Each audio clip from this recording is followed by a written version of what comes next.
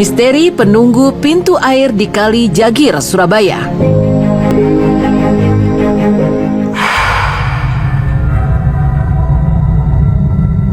Kota Surabaya, kota yang dikenal sebagai kota pahlawan ini, memiliki banyak bangunan peninggalan Belanda. Salah satu bangunan bersejarah ini adalah pintu air Jagir yang terletak di Jalan Jagir, Wonokromo, Surabaya. Pintu air tersebut berfungsi untuk mengatur debit air sungai dan mengantisipasi banjir. Keberadaan pintu air Jagir tersebut sudah melegenda di kalangan masyarakat Surabaya. Namun, tidak hanya kisah bangunan bersejarahnya yang melegenda, tetapi bangunan pintu air Jagir ini juga sangat melegenda dengan kisahnya yang penuh misteri. Konon, menurut cerita yang berkembang, bangunan tua nan megah itu diyakini memiliki penunggu.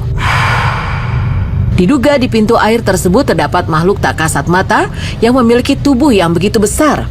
Tidak hanya itu, di pintu air tersebut juga diyakini ada seekor siluman buaya putih yang dianggap sebagai penunggu di pintu air Jagir.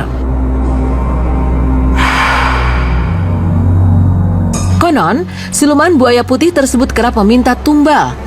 Menurut warga lokal, di masa lalu, orang-orang yang sedang memancing di area ini kerap menjadi tumbal. Berdasarkan cerita turun-temurun, setiap jasad yang ditemukan di pintu air, tubuhnya terlihat seperti dilahap buaya. Dan diyakini hal tersebut akibat ulah siluman buaya putih yang dianggap sebagai penunggu pintu air Jagir.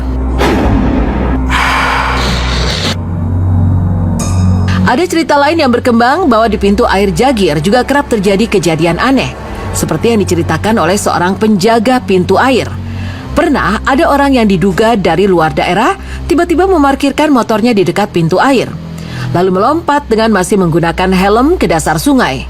Menurut legenda, tidak lama setelah melompat ke dalam sungai, helm orang itu muncul ke permukaan dan dompetnya juga ikut mengapung.